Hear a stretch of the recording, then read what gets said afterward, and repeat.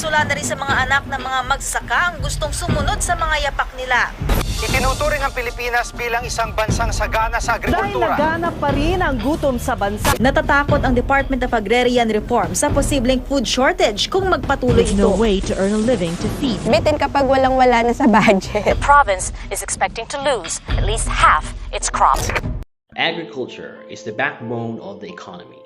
Its vital role in economic development is very crucial since it reduces poverty and boosts local development. Agriculture plays a huge part of any civilization. They feed and nurture the people while cultivating the ecology of the land. If it wasn't for farmers, we would all cease to exist. Therefore, it is time to create awareness among young people about agriculture and economic development. Murang na balkat dataan kung magtutong pag-iswila para makatapos. Ay anak kung kabadlayan din na mairag, hindi na dyan man. Tapos, hindi din na sanda makalin sa panguma ay halimbawa na mag-lockdown, pandemic, makaparay gusto na makatubas ito na paray sa tramanan. The Jayobo National High School is located at the remote area of the municipality of ILONGgo. It is privileged to be one of the pioneer implementers of the farm school in the school's division of Iloilo. It is proud to showcase its high caliber and flexible teachers in the field of agriculture, with 4 TMC1 holders and 7 NC2 holders in the animal production and crop production, which constitute the 37 teaching force of the entire school. With their expertise and skills, the institution can offer quality training and instruction, and later produce competent learners who can be globally competitive and be able to survive the adversities of life. Ako isa na ka third year college sa West Visayas State University College of Agriculture and Forestry kag nagakuha kang kurso nga Bachelor of Science in Agriculture major in Agribusiness. So far ga-enjoy man kag medyo challenging ang agriculture nga course. As of now, ang ginawa ko get is ang continuous increase kang age ng farmer which is 57 years old due to nga gamay na lang ang nag-engage sa farming kag ang panurukan ng iban nga tao kag ang iban incoming college students sa agriculture is manubo ang klase ng profession kag kurso. Nagbola ko kang kurso nga agriculture kay tungod nakita ko ang importansya kag pagpanguma sa akon mga kamalaman halin pasorna. Pagtungod sa pagpanguma, maka-eskwela kami nga mga magbunto timayad kag makakaon sang 3 beses sa kadlaw. And also, I want to continue the legacy of my family as a farmer. Kag gusto ko ipakita sa tanan nga bisan nagapanguma kami, maka-eskwela kag makatapos kami. For 2 consecutive years during the face-to-face learning modality, Jayobo National High School was able to produce 100% NC2 passers in agri-crops production and animal production specializations. Most of the graduates advanced to college and took agricultural courses, while some who did not proceed to the tertiary level used their NC2 as eligibility for employment in different sectors, such as military, poultry industry, piggery industry, overseas employment, and a lot more. Few others engage in their small-scale businesses like backyard swine raising and backyard poultry raising.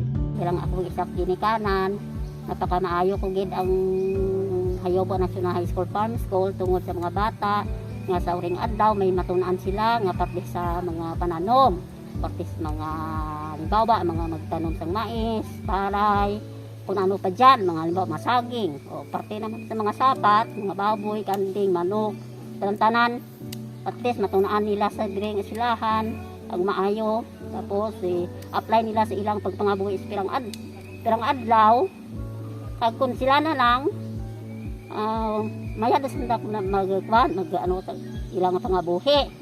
Wala na kaming magita ginikanan nila. Despite these facts, support from various stakeholders such as the Department of Education, local government unit, alumni association, Department of Agriculture, Department of Agrarian Reform, and private sectors is highly needed for the successful implementation of the farm school, in which they can provide training facilities, laboratory equipment, technical assistance, professional expertise, and new technologies necessary for the enhancement of skills and advanced experiences of the learners. Presently, the Jayobo National High School has acquired a farmhouse facility which is temporary in structure, TVL building, and several tools and materials from the Department of Education. And a total land area of 50,300 square meters. Hence, the Jayobo National High School needs incubator, electric brooder, water pump, egg grater, portable heater, cutting and digging tools, crates, wheelbarrow, water, knapsack sprayer, and a lot more. Further, the proposed facilities needed by the farm school include farmhouses, poultry house, lecture rooms, learning resource area, activity room, demo farm, nursery, toilet rooms, vehicles, locker room, and many more. Furthermore, the equipment and tools, which will be very important in the first year of its implementation, are generator, weighing scale, feed bin, feed cart, personal protective equipment, feeds, veterinary drugs, egg trays, laying cage, desktop computer, laptop, and overhead projectors. In behalf of Jayobo National High School Technical Working Group, we look forward to your earnest commitment for us to nurture our learners with sound body and mind, equipped with lifelong skills, able to survive amidst adversities of life, and gradually eradicate poverty. To God be the highest honor and glory. The school identified potential stakeholders who will play a major role in the aim to develop sustainable farming. At Jayobo National High School, we are confident that we can attain the mantra that every child is a champion. Worry no more, because the school's division of ILONGgo is strongly committed to address the needs of our learners to become champions in agricultural technology.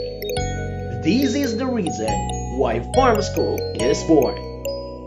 Sa Jayobo National High School, ang buwas damlag sang inyong kabataan, sigurado